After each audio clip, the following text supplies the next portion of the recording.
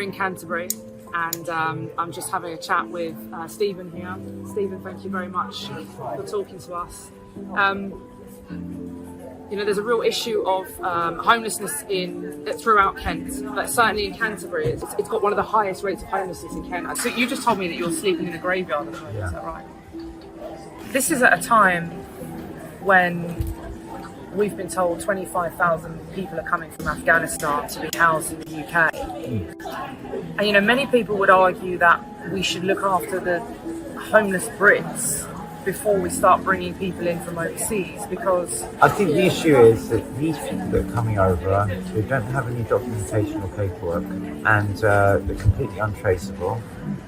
This is a very small country, and we've only got very finite resources, and we do, you know, I feel, need to look after our own Indigenous people. Yeah.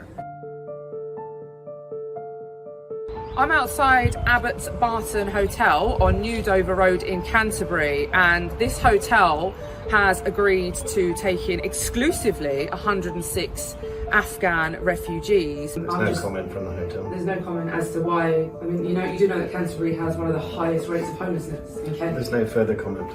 Right, so you're not willing to discuss with me why you prioritise Afghan refugees over Indigenous Brits who are on the streets? Okay, can you call the police, please? I don't think the police are necessary, so there's no one here willing to comment on possibly if we could arrange for some Indigenous Brits to be housed in this hotel who are homeless at the moment. Could we maybe discuss that? Because we work with homeless people in the area. There's no comment. No comment whatsoever.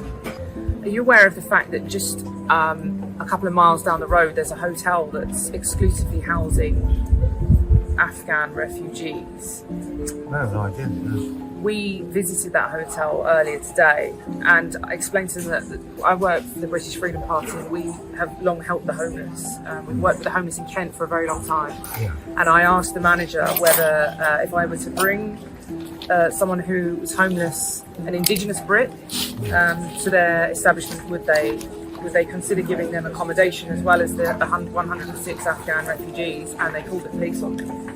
Well, because they get a much higher monetary revenue for supporting these people. Are you staying in this hotel? Yeah. Yeah? Are you from Afghanistan? Yeah. So how long have you been here? For 9-10 days. Oh, 10 days. How long are you staying for? It's not mentioned, so the Home Office, when will they find? So we will relocate there.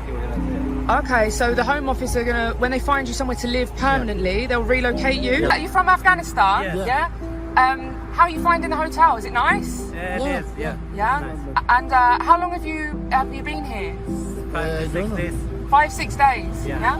And what's happening? How long are you staying there? We don't know that. No, not sure. Are they looking for a house for you, or? Yeah. Yeah. Yeah, you're waiting. One by one, they send us to the houses. We need to start assisting our own people, because otherwise what's the meaning of it all? I found myself living in a homeless shelter many years ago as a child, in fact. And so I know it can be very difficult, and my faith has been the thing that's got me through everything. But it's very good. I think it's very important as fellow Christians, though, that we help one another. And And I think you're a wonderful lady. Thank you. And I think that you should carry on promoting this. One by one, they send us to the houses.